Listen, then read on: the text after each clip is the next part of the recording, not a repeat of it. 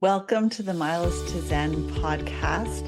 Today we are doing part 2 of my discussion with Dr. Lorne Brown from Acubalance. So if you haven't seen part 1, go back and watch part 1 and then come back to us to see part 2. And this is such a great conversation with all the things that are going on in the world. We get into some really great tools that can help navigate our ups and downs and how we're feeling and such. One of the things that Lorne mentions in talking together is that when you heal, the planet heals. And I love that so much because I spent 2 decades of my career working in clean technology, clean energy, all with the end goal of trying to make the planet healthier. And I truly believe that if each person did some of their healing work, that we would be so much better off. The world would be so much better off, and the planet as well. So I hope you enjoy this episode. I really love this wrap-up episode with Lorne, and we launch straight into it. So we get straight into where we left off with him explaining some tools. So without further delay, let's jump in.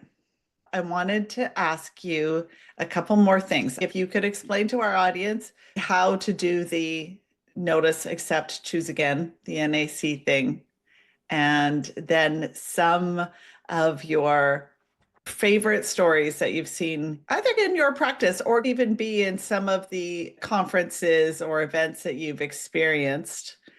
Okay, well, I'll explain a little bit about kind of the idea behind NAC. And it is a process. So it's a practice that you continue to practice and you get more out of it each time you do it and learn how to use it.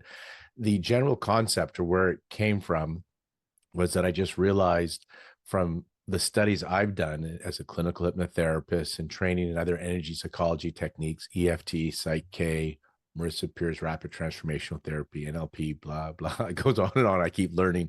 And then the books and the workshops I go to, I one day had an aha that everybody's doing NAC. Like some may have 10 steps, 2 steps, complicated, really simple. But it was aha moment that notice, accept, choose again seems to be the process. And so I use notice, accept, choose again as structure, as a process, and other tools and modalities get fit into it. But at least it gives a structure to stay conscious, because that's what it's about. NAC, if you could ask me, what is it? I read the book, The Power of Now, and by Eckhart Tolle, and I was like, this felt great. It created a mindset shift, temporary, because then I went back to who I was. But for a moment, I felt really good because it resonated with me. But I was like, how? NAC is how to now. How to now. I love that. I love That's that. what How NAC to now. is, right? How to now. It's a process to keep you present, help you stay present, help you tap into what I believe is your witness conscious. Because I can't explain, I'm using language where I don't really have language to explain the experience that I've had and how and what some of the people and the people I work with, what they have. What I think is happening is it helps you go present. And so there's a structure to it. Notice, pay attention to your thoughts, your emotions, because patterns will arise.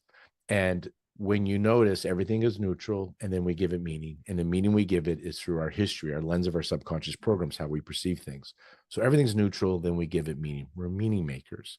And when you believe in the story, you make it real, and you're now at the effect of it. So just notice, you're triggered. Then the accepting part, where I have multiple tools, EFT, the Byron Katie inquiry, inner child work. There's so many tools that I can bring into this, but it's about lowering the resistance, accepting what you're experiencing without resistance or judgment. So this is a tension without tension. And when you are able to accept and observe it, you tune into witness consciousness. This is key. This is where I try to understand it from my intellectual perspective, but this is the experience, is when you tune into witness consciousness, its very nature, which is you, is peace and joy. So when you're fighting with reality, when you're fighting with what's happening, you're adding resistance to the field. Or another way to put it is you're in pain, emotionally or physically. And when you fight with that reality, you amplify the pain. As the Buddhists would say, pain is inevitable, suffering is optional, right? So when you can accept what is and lean into it, and there's a process, and I have tools to help us, because if it was easy, everybody would do it. This work is simple, meaning anybody can pretty much do this. It's not easy, otherwise everybody would do it, because we have been trained and we habituated ourselves to run away from discomfort. And this is not about wallowing or inflating our suffering. This is about noticing, witnessing. So accepting is the crunch. It's a form of surrender, and the resistance drops, and you experience peace when that resistance drops. You'll know it.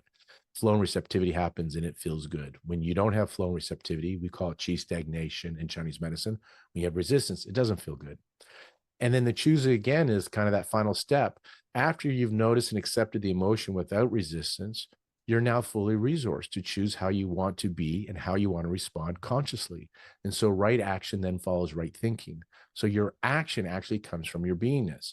If you take action from fear and lack, you usually get more fear and lack. If you take action from feeling whole and complete, you usually get more resources and abundance in your life. So it's not so much the action, it's what is going on inside of you. And that going on inside of you, like if you're out of fear and lack, you act out of fear and lack. That was my history of being a successful practitioner. Is I was insecure. So I kept on learning and doing things, and I got successful on the outside, but on the inside, I still felt insecure and I could not fill that void. So it worked well from a materialistic perspective, because it pushed me to do a lot of things and learn a lot of things. Eventually, when I got into this conscious work for myself to deal with my own debilitating anxiety that I was able to resolve, and found that peace, I still do things, but from the outside, somebody would go, you're still doing the same stuff, studying, learning, working, doing things. But I did it out of fear and lack before. And so there was resistance and it was exhausting. Now I get flow and receptivity, like inspired ideas come through me and it charges me up. And I don't need to do it. Before I had to do it to feel good, but it was temporary because I feel good and then it would go away because I'd go back to my emptiness. Now, when I tap into that witness consciousness, I have bumps of temporary more excitement because of what's manifesting. But when that's not happening, I'm more in a low resistance or peace situation.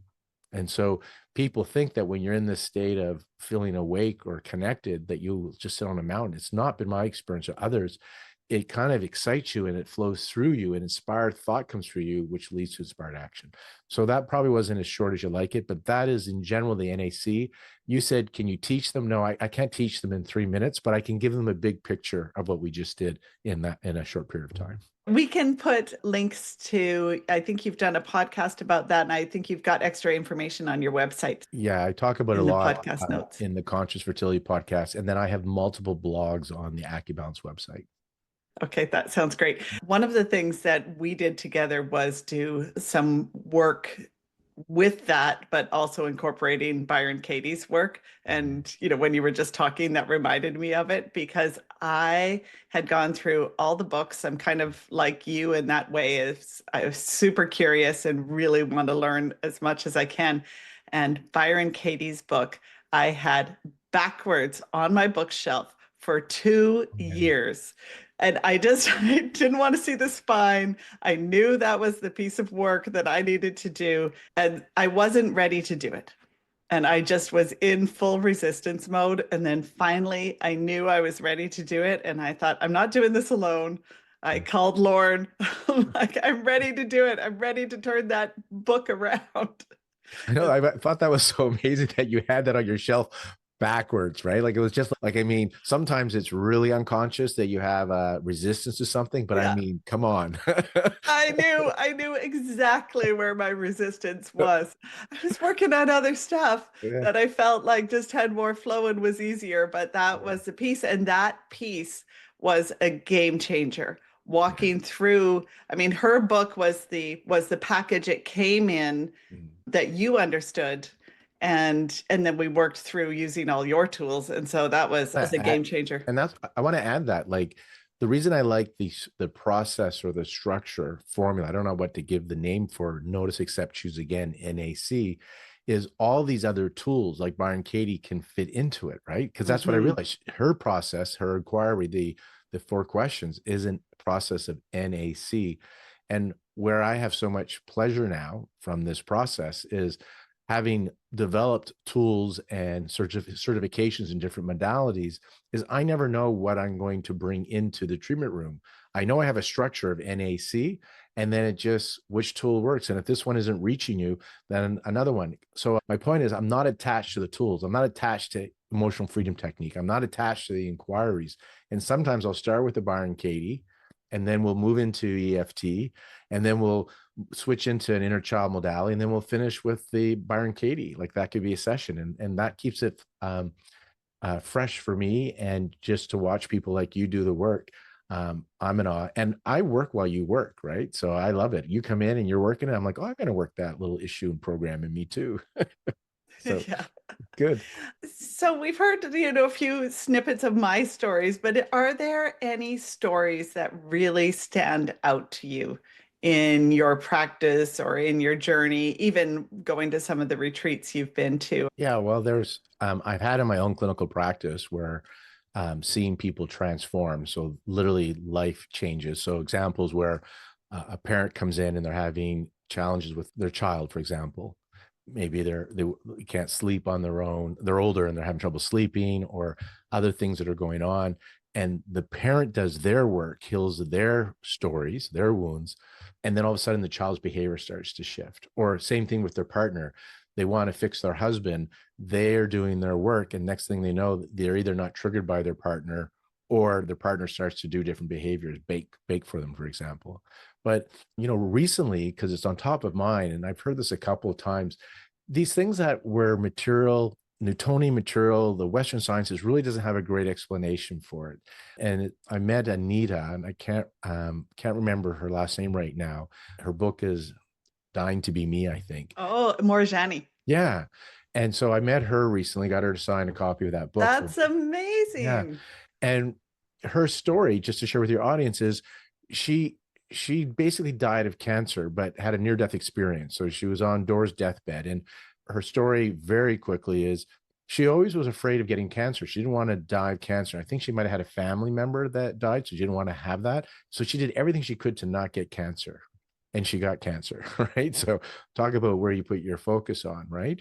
The fear of getting cancer. But the story that for me was so powerful, and I've heard other stories like this, it's just I met her in person, is she had cancer all over her body, tumors, the treatments not helping. And she finally is in the hospital and she goes into a coma. And so they get everybody to come say goodbye. And I think it was 1 or 2 days later into the coma, she opened up her eyes in the morning. And while she was in the coma, she has a full experience of in this other dimension of light and meeting other beings, family members, and it's all good. And she has a whole understanding of what life's about, her purpose. And she knows she's coming back. She got to choose, and she knows she's not going to have cancer anymore. And she had a personality change. This is significant because you and I have talked about this, and we both enjoy the work of Dr. Joe Dispenza, the author of Breaking the Habit of Being Yourself that we've talked about. And he talks about like your personality, right? You can't take your personality, current personality, into the future and expect to have different outcomes. So the way he says it is your personality determines your personal reality. So to have a different reality, you got to change your personality. So she didn't have a lobotomy. It wasn't a 180-degree turn, but she knew she was not the same person she was before. Her personality is the software that affects the hardware. And within a few weeks, without medication, all of her cancer resolved, disappeared. Yeah. And now she's a speaker on the circuit about this. And I've heard of other people have had these experiences. And I've met other people that have had these experiences. So that stands out. And there's research on people with multiple personality disorders where one of the personalities needs reading glasses, the other one doesn't. Or one's blood test is diabetic, and when the other personality is there, they're not a diabetic. And so the hardware is the same, but the software is different, and the software turn on and off genes. And so it makes your hardware a little different, behave differently. And if I give you just a personal one that comes up for me, is it was a fertility patient, a doctor as well. And she really wanted this baby, but she had everybody wants the baby that I get to see in my practice, but the need was a desperation. So the resistance was high. And she struggled with so much inflammation in her body. She had it mental, emotional with it, sleep. It showed up physically with pain and skin disorders, all signs of a lot of high sympathetic tone. And so we did this work. And as we did this work and she had done an IVF cycle and had sent away several embryos, and they all came back not normal from the testing. And when we did the work, seeing her transform, so her behaviors changed. We did work on the programs, but her behaviors changed, her diet changed. She connected to her culture, her spirituality, right? And she just started having, like, I could see on the table the personality a little bit different and the calmness with her. And then the big shift was one day she said, I still want this baby. And I know I'm going to be okay if I don't have this baby. So there's the resistance drop, right? From needing, have to have it, desperate, to wanting it, not attached to it. Resistance drops, flow receptivity. And this person who did IVF, no normal embryos, ended up conceiving naturally, having her baby. And then again, when she's even older, she had some challenges. She had a miscarriage. She came back, did a little tune-up. A tune-up as in I facilitated some belief change work with her. And then she went on to have her second baby. And it's not that she ended up having babies naturally after that unsuccessful IVF where they genetically screened and none were normal. I think it was 7 that came back abnormal that they tested. It was, and I've seen this before with women, during the journey, before the babies have arrived, she knew she was okay and things started shifting in her life. Resources started flowing to her. And I don't know whether she's going to get baby or not, but I know she's going to be okay. And she has the tools to deal with life. So as life happens, she's able to go and metabolize those uncomfortable feelings or programs. And the metaphor I use, Shannon, is, when you're in a canoe or on a wakeboard and you're out in the water and it's calm and peaceful and a boat goes by, the wake comes, these waves, and you're like, whoa. Now, intuitively, you think you should paddle away from the waves, but if you go sideways, they're going to knock you over, right? But if you go head on, you can just ride the waves. They're still uncomfortable for some, right?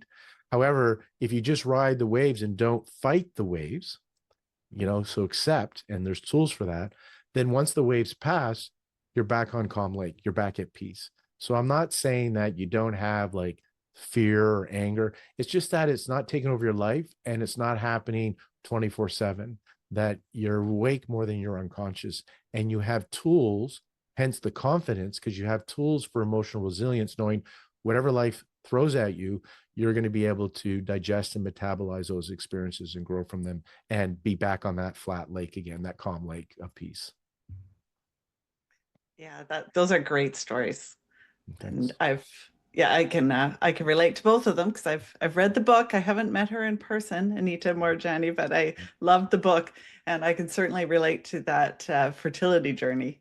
Well, And so, and I had debilitating anxiety. So yeah. my short version is, everything on the outside of the world was good. I got good parents, wife, children, practices booming. Everything's good on the outside. And I started suffering. This was back in 2009, debilitating anxiety. Like it took all my energy to go into clinic on those days. And then that's what got me into the conscious work. I was always kind of dabbling into it and I had a great concept, understanding of it. I studied it, but I didn't do the work. I didn't do the process work. I wasn't doing walking the talk. I could talk the talk.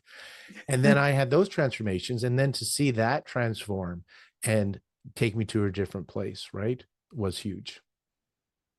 Oh, absolutely. I think you may have got funnier too.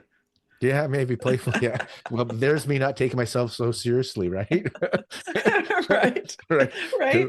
Now I laugh So, at all my little, because I don't identify so much to those beliefs or programs that I thought I'm this or that, or I need to be this or that. Now I'm just like, sometimes I can be an ass. Sometimes I can be selfish. Sometimes I'm a fool. Yes. I have all those parts of me. I haven't studied internal family systems, but all those parts, right? Yes. Now you start to go, yeah, I can see that there. You're right. You're probably right. Yeah, that's there. That comes out once in a while. That's for another podcast episode, the times where Yes. we laughed our heads off that the front desk were like, what is going on back there? Yeah. I know we need a little makeup artist in the clinic because people come out with a little bit of mascara and the eyes are a little bit runny because transformation, sometimes you get some cool tears of utility, right? That happen as well in those sessions. Oh, it's like, you're going to cry. It's one of my favorite things. And it sounds maybe a little sadistic, but those people that you can laugh and cry with in the same sentence or the same conversation are worth their weight in gold. And Yeah. even my husband has come to see you, and even he cries in the Yeah. session. It's Yeah. just like But you're, it's good tears, like you're yeah, releasing, right? It's just yeah, like like, and laughter. Like sometimes I'm crying with we're laughing at things too, yeah, right? Because it's just, yeah, especially when you connect the dots, right? When you make the unconscious conscious, and then you go through the process and you clean it up, I call it. And yeah, then it's just nothing but you can laugh at it now. You're really not taking it seriously. And that's a good sign that you're no longer at the effect of that story, right? When you yeah, really can have laughter with tears running down your eyes. yeah, true. And so maybe to wrap up, can you share a few more words, but specifically share a few words of wisdom for our audience that could help? Can you explicitly clarify when you say words of wisdom? I don't want to just So, verbally diarrhea here. What do you mean? so if you had some uh, any words of wisdom that come top of mind, the first thing that popped into my mind was a quote from Gandhi. Maybe that's because I'm such a nerd, but an eye for an eye will make the whole world blind. Right. I'm not looking for your top five quotes, but maybe. All right. Just I know you've got loads of wisdom in there, so whatever hits the top of your mind first. Well, Viktor Frankl quote comes up for me, and I've modified it for this kind of work. So it kind of goes that and then I can elaborate with my words of wisdom if you like. In every situation, you either unconsciously, habitually react, or you can consciously choose to respond. And so this is what this conscious work's about, being present. The unconscious habitual reaction means you're in fight or flight modes, that survival mode, and you're in the unconscious programs that you didn't choose. You inherited them. They got imprinted on you. And when you're able to interrupt the story, which I think NAC does, as a process, which many teachers of consciousness talk about this in other cultures for traditions, you interrupt the story, and that gives you an opportunity now. There's a pause there where you can choose how you want to be or how to respond. And I think that when we heal and we feel whole and complete, then the whole world changes and you can be at peace in an unhappy situation. And so, if my words of the wisdom that's coming to me, and this is for Lorne Brown to listen to, and so I'm sharing it with you guys, so I remind myself that rather than going to work on the outside world, thinking that's going to make me happy, to make time to work on my inside world. Because when my perception shifts, I change the lens, I have a different perception of the world. And when I'm not coming from fear and lack, because fear and lack will lead to action that leads to more fear and action, I'll feel separate. So I need to attack somebody. I need to cheat somebody. I got to compete with somebody. Or children that join gangs or cut or do drugs or suicide because they don't get their attachment needs met. When I do the inner work and I tap into, I don't know, they call it consciousness, your higher self, wisdom consciousness. I don't know what exactly we're tapping into. I just know what the experience is that I'm observing, which I prefer. So that tells you I'm not awakened yet. I'm in the awakening state because I hear you don't differentiate between the sad and the joy. I still prefer the joy. But Yeah, when you me do too. that inner work and you feel kind of whole and complete, then inspired thought comes through you, which leads to inspired action and usually get more. And so when you feel whole and complete, you kind of want to join with others. So I don't need to compete with you. I want to cooperate with you. I don't need to go to war with you. And you just want to share more. And you don't need to join gangs to feel belonging because you feel belonging inside. You don't need the relationship to feel love because you are loving. And so there's just a different shift because you're filled up from the inside rather than the outside. And then you just kind of do things differently in the world. And I assume, because it's written out there, and so I subscribe to this, that when you heal, the planet heals. So if everybody started doing their own work versus out protesting and fighting with each other, if they went in and did their own inner work, I think it would shift what we see on the outside world. I think the material outside world is a reflection of our inner world. And so we got to go work on the inside first. So that's my words of wisdom. That's what I'm constantly doing because I do fall unconscious and think the outside world has to change. I'm just at a place now that when I catch myself often thinking that it should be this way or that way, that I use that trigger as a doorway to go do my inner work and clean that up. and see if the resistance drops and then experience that peace. And again, you could be at peace in an unhappy situation. So it doesn't mean you don't care about what you see out there, but you're not triggered by it. Well, and that makes the quote you chose even more powerful, right? For people who don't know, Viktor Frankl wrote, I think it was called Meaning of, what was the book called? Man's Search for Meaning. Man's Search for He's a Meaning. psychologist. Yeah. Or a psychiatrist. And he'd been in a concentration camp. Yeah, and that's right, so, in Germany, or I think in Auschwitz or one of the concentration camps. Yeah. And he observed people in the camp, and he could kind of predict who was going to live or not based on certain qualities, more on the personality or what meaning they had. It was interesting. So there's something more than the physical that was keeping them alive, right? There was on a spiritual level, maybe. And he developed a whole therapy around that when he got out and wrote a book on it. Right. And wrote a book about man's search for meaning, but a whole process. But that quote that I modified from him, always stuck with me because, that's the whole idea is rather than, I don't want to be at the mercy of my programs. And Bruce Lipton, he's the first person I heard say, and I've heard it many times, that we go unconscious or we go into our subconscious 95% of the time. 5% of the time is our desires, our wants, our conscious brain. But we're constantly drifting and shifting into our subconscious mind. Like when you drive, if you're a driver for a while, you're not really thinking about driving. All of a sudden you leave home and then you're at your destination. How did I get there? Right. And so he says, if you're going to drift 95% of the time into the unconscious, why not make it congruent with what you want, your conscious, versus what you inherited through your ancestors, your great grandparents, your schooling, your culture, your economic status, because that's what you got up to like age 8 or 12, they say you got imprinted on. So these aren't your programs that you chose. They're your programs. You just didn't choose them. And so that's why I like the conscious work because, why don't I upgrade these programs? Some don't serve me anymore. Yeah, well, that's great. Certainly with so much stuff going on in the world, I think that this discussion of ours is really timely for people to have some tools to not entangle and come back into themselves and choose again. Choose again. Yeah. Thank you so much for being on the podcast. I've loved speaking with you, and I'm sure our audience will really appreciate some of the stories and all the information you shared. So thank you very much. Hey, Shannon, I'm so happy to be on the podcast with you. And thanks for creating this podcast. Now, another person, I'm sharing this work and being a power for positive change.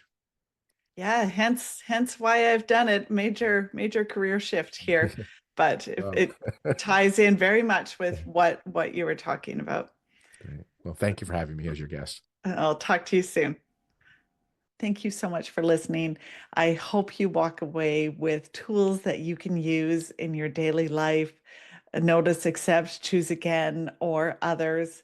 I loved his quote of pain is inevitable, suffering is optional, and keeping that in mind so we can have journeys that are more full of joy than they are of suffering. If you enjoyed this podcast, please like, subscribe, follow, comment. It helps the algorithm, helps people find this podcast. And I look forward to seeing you next week for more great conversations with our guests. Have a great week.